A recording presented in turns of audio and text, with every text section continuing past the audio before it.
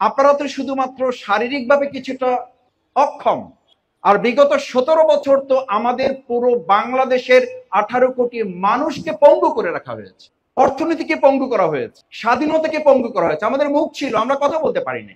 আজকের এই খুবই ব্যতিক্রমধর্মী, ফ্যান্টাস্টিক, ক্রিয়েটিভ একটি প্রোগ্রাম, অদম্য মেধাবীদের সংবর্ধনা অনুষ্ঠানের প্রিয় সভাপতি, সম্মানিত অতিথিবৃন্দ, আজকের প্রোগ্রামের সবচেয়ে বড় আকর্ষণ ঢাকা বিশ্ববিদ্যালয়, জাহাঙ্গীরনগর বিশ্ববিদ্যালয়, জগন্নাথ বিশ্ববিদ্যালয়, যারা শারীরিকভাবে কিছুটা সক্ষমতার ঘাটতি থাকলেও মেধার দিক থেকে অদম্য বাসনে এগিয়ে গিয়েছেন, তাদের জন্য সংবর্ধনার সে সমস্ত প্রিয় ভাই এবং বোনেরা, সুধীমণ্ডলী, অভিভাবক, শিক্ষক শিক্ষিকা বৃন্দ, আসসালামু আলাইকুম রহমতুল্লাহি ওয়া বারাকাতুহু।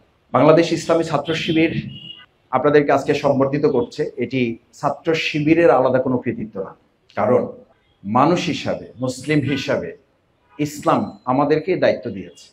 আপনারা এখানে এসেছেন, আপনাদেরকে আজকে ফুল দিয়ে বরণ করা হয়েছে, স্বাগত জানানো হয়েছে, আপনাদেরকে অভিনন্দন বার্তা জানানো হয়েছে। প্রিয়নবী মুহাম্মদ রাসূলুল্লাহ সাল্লাল্লাহু আলাইহি সাল্লামের সামনে আব্দুল্লাহ ইবনে মাকতুম রাদিয়াল্লাহু তাআলা যতবার আসতেন, সামনে আসতেন, ততবার তিনি তাকে স্বাগত জানিয়ে বলতেন, তোমরা সতর্ক থাকো, এই হচ্ছে সেই আব্দুল্লাহ ইবনে মাকতুম যার ব্যাপারে মহান আল্লাহ তাআলা আমাকে সতর্ক করেছেন, সতর্ক থাকতে বলেছেন এবং তার সম্মানের ব্যাপারে আমাকে বিশেষভাবে নজর রাখতে বলেছেন। সুবহানাল্লাহ। শুধু এখানেই শেষ? আপনাদেরকে এই সংবর্ধনা দেওয়া কি শেষ? আপনাদের জন্য প্রিয়নবী মুহাম্মদ রাসূলুল্লাহ সাল্লাল্লাহু আলাইহি সাল্লাম কত সুন্দর বার্তা দিয়েছেন, কত আনন্দের বার্তা দিয়েছেন। যারা দুনিয়ায় আল্লাহর নিয়ামতের কিছুটা ঘাটতির মধ্যে পড়েছেন, আল্লাহ রাসূল সাল্লাল্লাহু আলাইহি সাল্লাম বলেন, আমার দায়িত্ব হচ্ছে, আল্লাহ তাআলা আমাকে দায়িত্ব দিয়েছেন, কাল কিয়ামতে তাদের এই শূন্যতা, ঘাটতি পূরণ করা একমাত্র জান্নাতের মাধ্যমে সম্ভব এবং তাদেরকে জান্নাতে দেওয়া হবে। আমার সম্মানিত ভাই এবং বোনেরা, দ্বিতীয় কথা হচ্ছে, আপনাদের এই মর্যাদা ইসলাম যেভাবে দিয়েছে, একইভাবে আমাদের এই সুন্দর বাংলাদেশ আমরা যদি আপনাদেরকে দিতে পারতাম, পারলাম না কেন? পারলাম না তো এই কারণে, সূরা আনআমের 179 নম্বর আয়াতে আল্লাহ তাআলা বলেন, ওয়ালাকাদ জারানা লি জাহান্নামা কাসীরাম মিনাল জিন্নি ওয়াল ইনস, মানুষ এবং জিনদের মধ্যে কিছু মানুষই তৈরি করা হয়েছে। আপনাদের তো শুধু একটু হাতের সমস্যা, আপনাদের না হয় একটু কানের সমস্যা, আপনাদের না হয় একটু হাঁটতে সমস্যা, কিন্তু আল্লাহ তাআলা বলেন, আমি তাদেরকে জাহান্নামী করব শুধু এই কারণে, লাহুম কুলুবুল লা ইয়াফকাহুনা বিহা, তাদের অন্তর আছে কিন্তু এই অন্তরটাকে প্রতিবন্ধী বানিয়ে রেখেছে। ওয়ালাহুম আয়ুনুন লা ইউবসিরুনা বিহা, তাদের চোখ আছে কিন্তু তারা দেখবে না। ওয়ালাহুম উজুনুন লা ইয়াসমাউনা বিহা, তাদের কান আছে, তারা শুনবে না। বিগত 16 বছর আপনারা তো শুধুমাত্র শারীরিকভাবে কিছুটা অক্ষম, আর বিগত 17 বছর তো আমাদের পুরো বাংলাদেশের 18 কোটি মানুষকে পঙ্গু করে রাখা হয়েছে, অর্থনীতিকে পঙ্গু করা হয়েছে, স্বাধীনতাকে পঙ্গু করা হয়েছে। আমাদের মুখ ছিল, আমরা কথা বলতে পারিনি। আমাদের স্বাধীনতা ছিল, ফ্রিডম অফ চয়েস ছিল, সেটাকে পঙ্গু করে রাখা হয়েছে, ডিসেবল করে রাখা হয়েছে।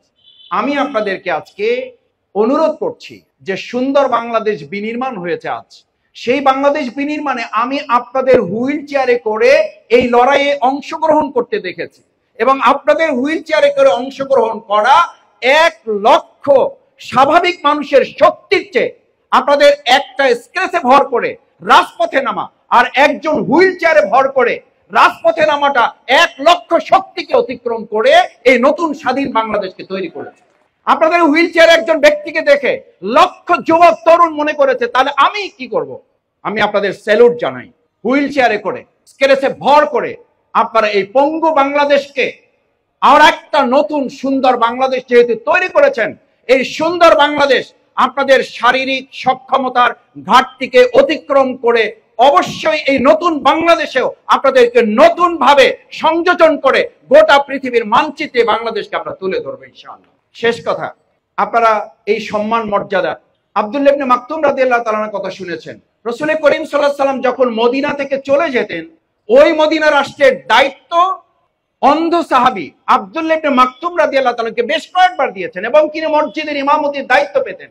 জয় ইসলাম অন্ধ সাহাবী আব্দুল্লাহ ইবনে মাকতুম রাদিয়াল্লাহু তাআলাকে গভর্নর নিযুক্ত করেছেন, মদিনার মসজিদের নববীর ইমামের দায়িত্ব দিয়েছেন।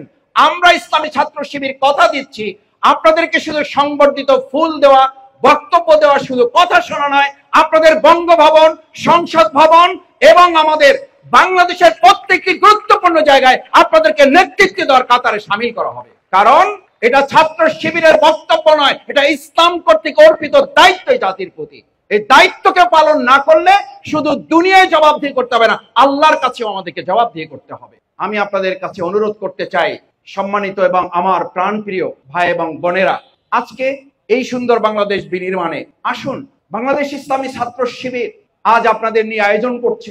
আমাদের আয়োজনের মূল লক্ষ্যই হচ্ছে আমরা যেন একটা সুন্দর বাংলাদেশ বিনির্মাণে আপনাদের কেউ বৈষম্যের কাতারে কেউ ফেলতে না পারে। আমরা তো একটা বৈষম্য মুক্ত বাংলাদেশ তৈরি করতে চেয়েছি, সেটার জন্য সবাই মিলে তো আমরা লড়াই করেছি। সুতরাং সেই বৈষম্য মুক্ত বাংলাদেশে আমার এক বোনকে একটা ওয়াশরুমের জন্য কথা বলতে হবে, এর চেয়ে জাতির আর লজ্জার কিছু থাকতে পারে না। এই লজ্জা থেকে আমরা বাংলাদেশকে মুক্ত করব।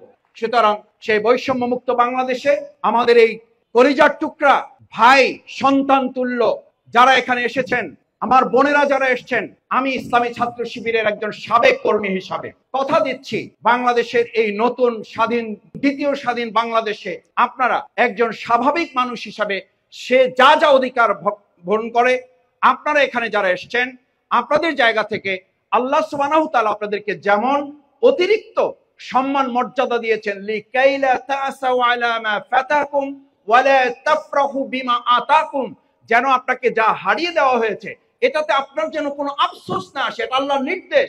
আমি শুধু এই অনুরোধ করে কথা শেষ করতে চাই, আমাদের মধ্যে যেন আফসোস কাজ না করে। আবার আমি এখানে সব কিছু আমার আছে, আমার মধ্যে যেন অহংকার কাজ না করে, কারণ এটা আল্লাহ সুবহানাহু তাআলার নির্দেশ, এটা আল্লাহ তাআলার একটা ব্যতিক্রমী ফয়সালা।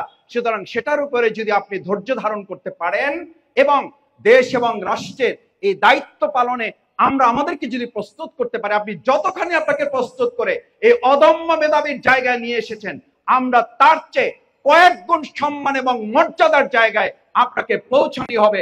আজকের ৪৮তম প্রতিষ্ঠা বার্ষিকীর সবচেয়ে বড় অঙ্গীকার, সেই অঙ্গীকারে আপনাদের সবাইকে সাদর আমন্ত্রণ, অভিনন্দন, স্বাগত জানিয়ে আমার কথা শেষ করছি। আল্লাহ হাফেজ। বাংলাদেশ জিন্দাবাদ, বাংলাদেশ ইসলামী ছাত্র শিবির জিন্দাবাদ, অদম্য মেধায় যারা এগিয়ে এসেছেন তাদের জিন্দাবাদ। আসসালামু আলাইকুম ওয়া রাহমাতুল্লাহি ওয়া বারাকাতুহু।